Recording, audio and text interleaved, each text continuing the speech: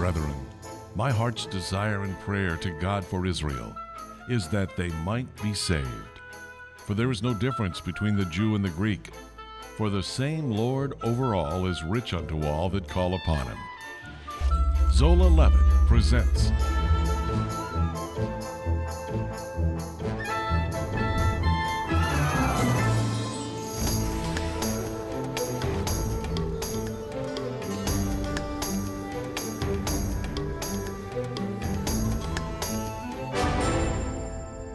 Welcome to Esther for such a time as this. Here on Zola Levitt Presents, I'm Kirsten Hart. And I am David Hart. I can't believe this is the final program of this wonderful series, and the theme today is the triumph of God in human history. Dr. Jeffrey Seif will be with us again. Ted Pierce will be singing and teaching. Chaim is on location along with his wife, Deanna. She'll be giving us a Hebrew lesson. Now let's wrap up the story of Esther. The future finally looks bright for Mordecai, Esther, and the Jewish people.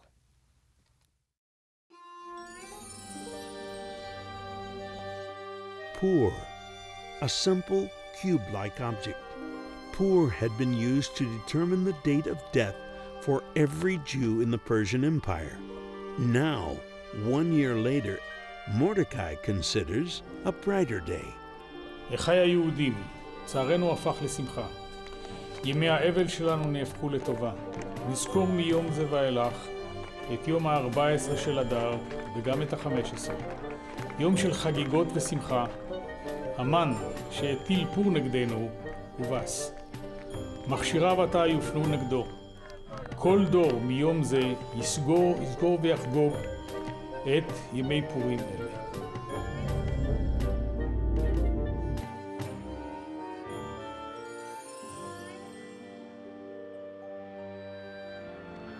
With the roll of the dice, it was decreed that on a certain day, a certain people would be annihilated. Sounds like something from World War II when I think of genocide, but it's a story that goes back to the Bible. When in Shushan, the capital, there was a wicked man, Haman, who threw the dice and determined with it that a people would come to an end. Tragic, horrible that someone could be so wicked. But even in a dark world like that, God raised up someone and brought about deliverance for the people. With the net result is that those who had grief were able to experience their grief, their sadness turn into gladness. It says it explicitly in chapter 9, verse 22. I'll read it in my version. Take a peek in yours. We're told, Nepak, that he has turned lehem miyagon. He has turned for them sorrow, lesimcha. Simcha is joy. He has turned their sorrow to joy. Ume'evel, and their mourning, liyom tov, into a good day or into gladness. What a story here. Individuals that thought all is lost got a new lease on life. And that, my friends, is the gospel story in a nutshell. That individuals who through sin and circumstance can be finished by virtue of what Jesus did, individuals are able to secure a new lease on life. Oh, that's the story of the book of Esther, in which case here, what happened is God raised up a woman. The woman's name was Hadassah, Esther, and she was placed for such a time to effect a very great deliverance. It could be that there are some within the sound of my voice that needed deliverance. I don't know what that would mean to you, but speaking to you with the Bible on one hand and coming to you from the Mount of Olives here in Israel, I want to remind you that there is a God who lives. There is a God who can turn your sorrow into rejoicing.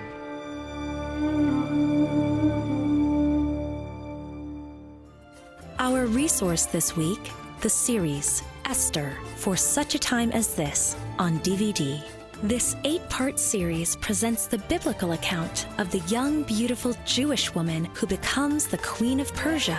When Esther is confronted with murderous racial hatred, she allows herself to be used by God and saves the Jewish people from genocide.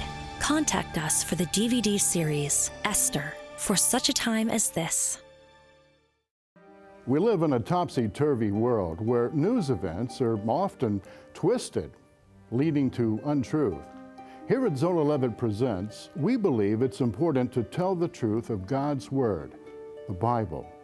And we believe it should be proclaimed to Israel and the nations. If you believe the same, please consider us in your monthly giving support.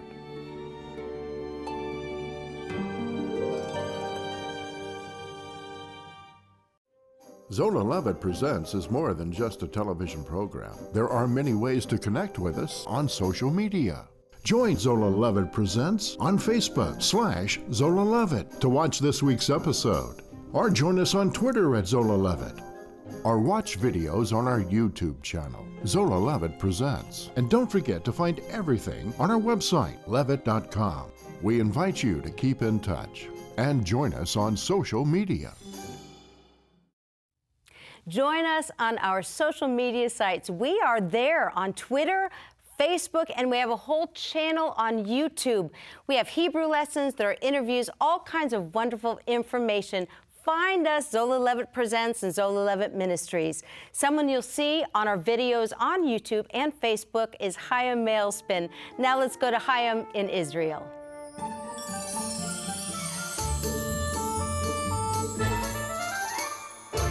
Shalom again, Chaim Mailspin here. We're in a bunker from the 1948 War of Independence, Israel, in the Galilee. We're talking about BDS, boycotts, divestments, and sanctions, and about God's desired heart to bless both the sons of Ishmael and the sons of Isaac, all the sons of Abraham.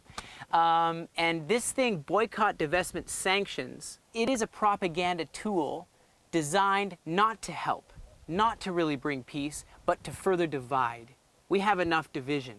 We want to come together and as believers, bless. If we want to be like Esther and we want to take a stand and be brave, I would say pray and take action like Esther. What did she do? She prayed. She went and she prepared herself. She fasted. That's what we need to do, and then take action in our governments. And we will see God's blessing come on our governments, and that the peace that He prophesied will come, will come.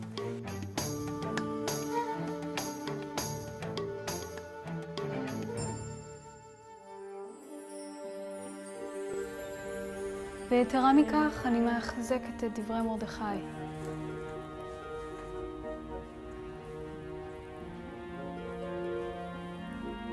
ימי פורים לא יימחקו מהעם היהודי, וזיכרונם לעולם לא יפוג.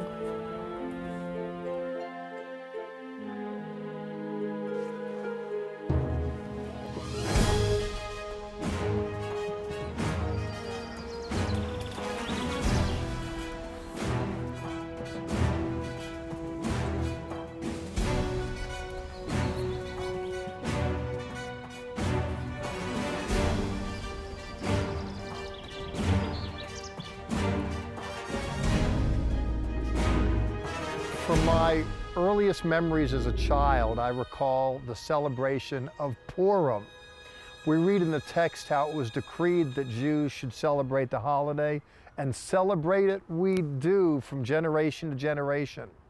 We used to eat special foods. There was this hamantaschen, this food that we'd eat to remind us of the hat that Haman was alleged to have worn. We'd have special celebrations in the synagogue on the holiday. Different things that we do to remember the event. Before getting away from the event, an event where Esther gets a considerable amount of recognition, and rightly so, but before we get away from her and the story, I want to alight upon Mordecai some. And the reason why I want to do that is because the text does that. In the 10th chapter, the book finishes off by talking about Mordecai, a fellow who we know became great. After Haman's demise, we see Mordecai's rise, where all of Haman's holdings and they were vast, went under Mordecai's superintendency. So this was a man who, like Esther, went from rags to riches. Sometimes when people fare well, they forget those that are less fortunate, but not so with Mordecai. Let's consider the way the story ends. We're told of him that it says, V'gadol liYehudim, that he was great amongst the Jews. Ve'rotzui lerog echav, and he was esteemed among his brethren. Why was he great? Why was he esteemed? Well, we're told here in the text, Doresh tov leramo, that he sought the good of his people. V'dever shalom lekol zaro, and he spoke peace to all of his seed. The text tells us that Mordecai, as great as he became, he remembered those that were less fortunate. And as I noted, some people, when they elevate in life, they're so anxious to leave their humble origins, they forget the people, they forget the race, they forget the social strata of those that are less fortunate. Not so with Mordecai. As he became great, he remembered the needs of his brethren. And so it is, we're told, as we get away from the story, that there was a man who was held in high esteem because of his sharing, because of his caring. I hope some of you will take that as a challenge as you ask yourself the question, how can you conceivably use your influence and resource to be a blessing in the world? Mordecai was like that, and he's remembered here in the biblical text, and we're told that those of us that are like that, we're going to be remembered too. Certainly by virtue of accepting Jesus, we have our name written in the Lamb's Book of Life, and our good works follow us to the other side of the grave when we awaken to hear the words, "Well done, good and faithful servant."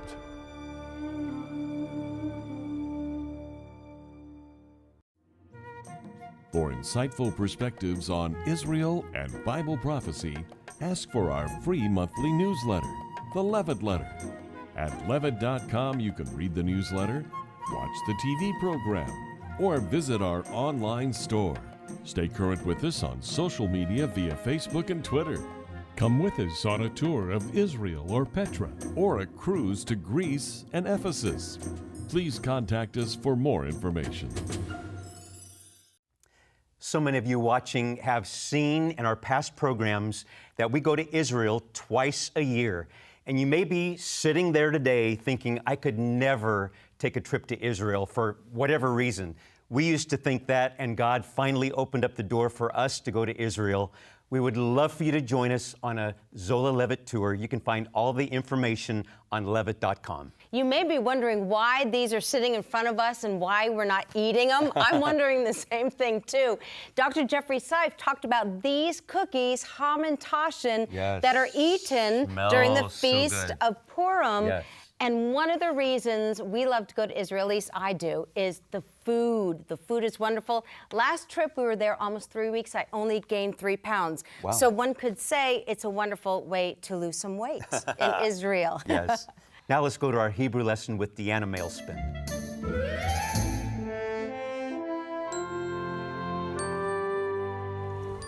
Shalom Chavarim. Hello friends.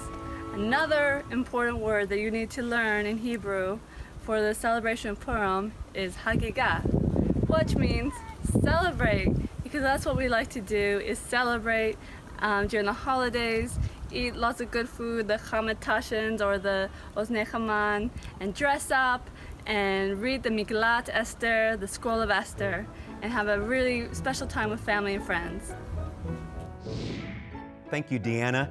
Kirsten and I today have so many things we're so grateful for and we celebrate. One of those reasons is we just found out that we're going to be grandparents. Yay! Very exciting. So to that we say, Hagigah. Let's Hagigah. Let's celebrate the fact that we're going to be grandparents. And today on Zola Levitt Presents, we Hagigah the fact that God redeemed his people. He saved them once again. Yes. Now let's go to the wrap-up of Esther, and then we'll have Dr. Jeffrey Seif teaching for us in Israel.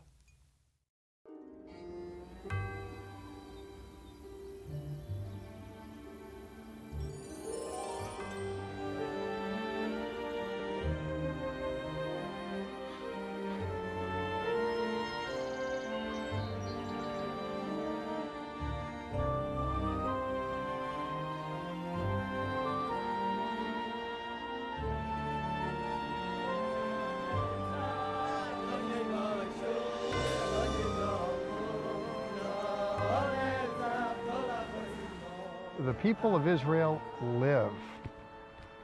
It's not to say there aren't forces bent on trying to see that we don't, but we do. And the reason why we live is because God lives. And that's a reason why we sing a song, Jews that is, from here in Israel, all over the world, Am Yisrael Chai, the people of Israel live. Well, the story of the book of Esther takes place against the backdrop of someone endeavoring to see to it that we don't live. You can recall there's Haman, something of a wicked sort, bent on destroying the Jewish people. He hated Mordecai, and not just Mordecai, but by extension, all Jews everywhere.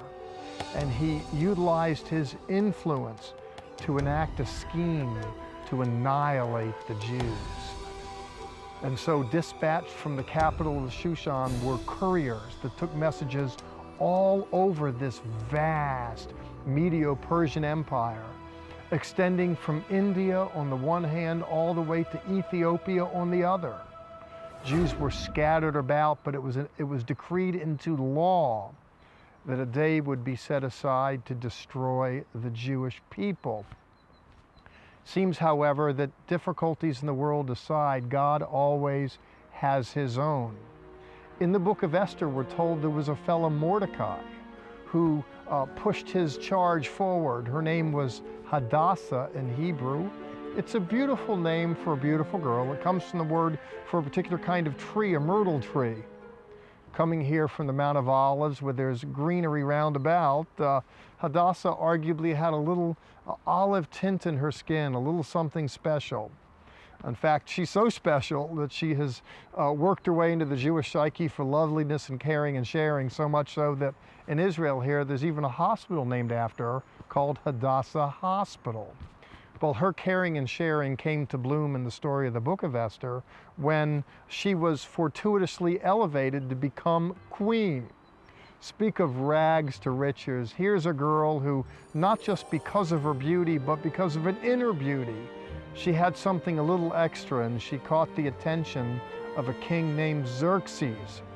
The net result is that she becomes queen, and then, when in the empire Haman enacts his scheme to destroy the Jews, she's well placed to utilize her influence to do something about it.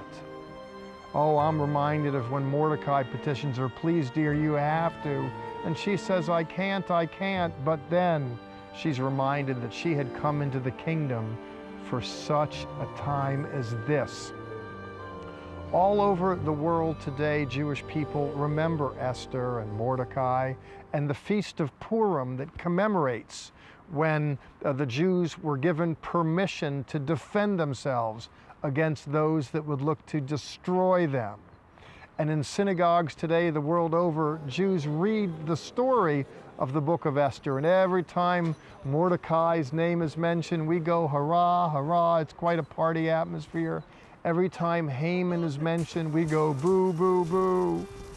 The story that I want to leave you with, however, is the story of one woman who utilized her influence and changed the course of history by virtue of her so doing.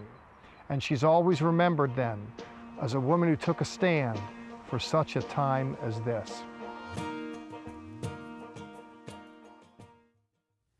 Thank you, Dr. Seif. Well, this is the last program of this wonderful series. Yes. We have had Ted Pierce with us right here at this desk for this series. We've loved having you with us. Oh, my pleasure, brother. And just great having you. Thank you, Dave. Here's your question of the day. The whole series of Esther is about for such a time as this.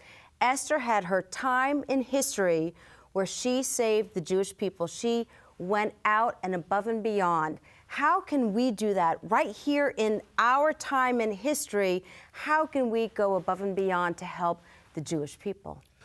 Well, I mean, if you think about it, the first thing she did was call for 3 days of prayer and fasting. And that's really the best place for us to start too. You know, if the Lord has given you a burden for the salvation of the Jewish people, then you're going to spend time in prayer for them, you know. And if he hasn't, then maybe you should pray for this, you know. Have the Lord open your eyes to what he's doing in the world in regards to the Jewish people and even the Gentiles, you know. So starting with prayer, I think, is always the best thing to do. But the enemy is coming against the Jewish people in Israel like a flood, and his favorite tool is the big fat lie. So I think in many ways, just speaking the truth defeats his kingdom. So, I think wherever we find lies and insults against the Jewish people, it's a really important thing we can do after prayer is just confront the lies. But that's so good, because I really don't think we do that in the church. I mean, we're Gentiles, we're in the church. We never hear, let's get on our knees and pray for the Jewish people. And I think if we started doing that, it might change that time that we're in, but we don't How do we do that? Well, I mean, every show that you do here ends with Sha'alu Shalom Yerushalayim. I mean, it's a commandment from Psalm 122, verse 6, that, we should take seriously and literally pray for the peace of Jerusalem. That's always been sort of the spiritual center of the world, and the enemy is just having his way too much of the time. So I don't know any other way to confront this except to just obey what the Bible says to do, But I think that's a great point, and I think it's a wonderful way to end this series. We always talk about Esther it's almost for such a time as that. Mm-hmm. But we are living in a time right now, for such a time as this, we can make a difference in the we don't fast, we should, but that prayer and fasting changes things, and I think that is a great point. That's how we can help the Jewish people right here and right now. Yeah, well, this issue that she stood up against was issued from what is today Iran. Back then it was Persia, but today it's Iran. And again, today the order is being issued from Iran to annihilate the Jews. So really not much has changed since Esther. In fact, they're maybe more of an existential threat today. So prayer is pray. Yeah, prayer is not just something that helps, it's all that really works. It is. Yeah. Would you treat us with one more song for the series? I'd love to. Great. Here he is, Ted Pierce. All the people are running at the sound of his voice. It comes from Jerusalem, roaring like a lion. All the angels are with him. The people make a joyful noise. It's the Son of David taking up his throne in Zion. Tremble, O word, at the presence of the Lord. Tremble, O nations, before the God of Israel. Tremble, O earth, at the presence of the Lord. Tremble, O nations, before the Holy One of Jacob. How the earth did shake, and the heavens poured out rain, when the Holy One arises to take his place. And the mountain quaked as the voice of God proclaimed, prepare, behold, I come, this will be the day. Tremble, O earth, at the presence of the Lord. Tremble, O nations, before the God of Israel. Tremble, O earth, at the presence of the Lord. Tremble, O nations, before the Holy One of Jacob.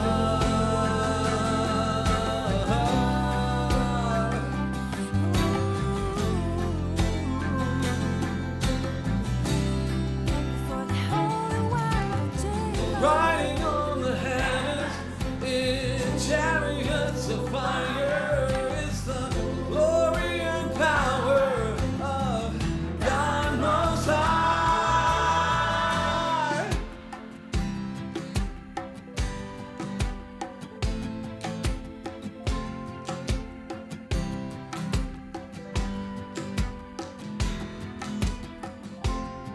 As we wait for the day when your feet will split the Mount of Olives,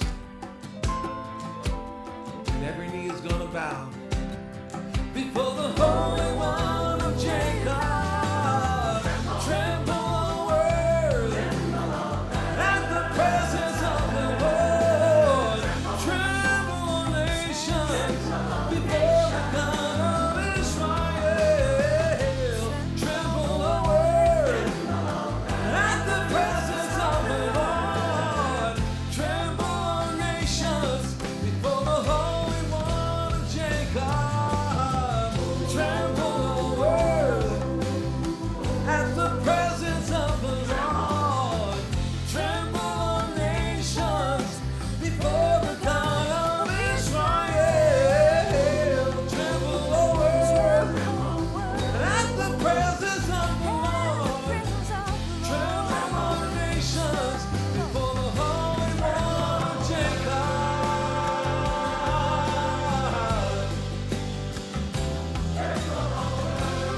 Before the Holy One, before the Holy One, before the Holy One of Jacob.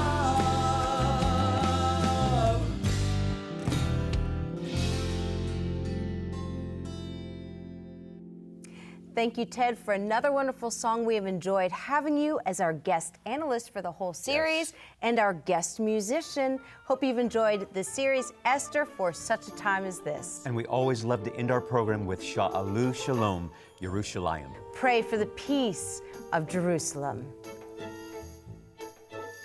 Our monthly newsletter, The Levitt Letter, is free and full of insightful articles and news commentary from a messianic perspective. Visit levitt.com to find our newsletter, along with current and past programs, our television schedule, and much more.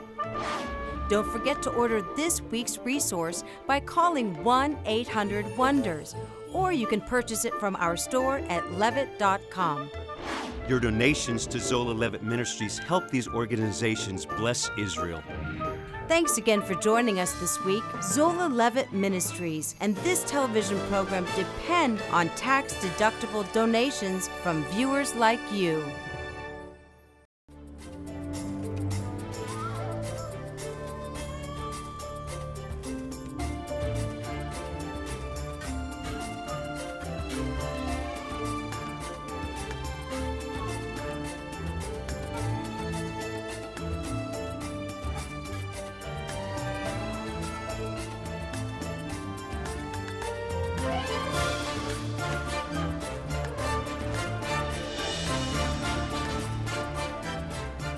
This has been a paid program brought to you by Zola Levitt Ministries.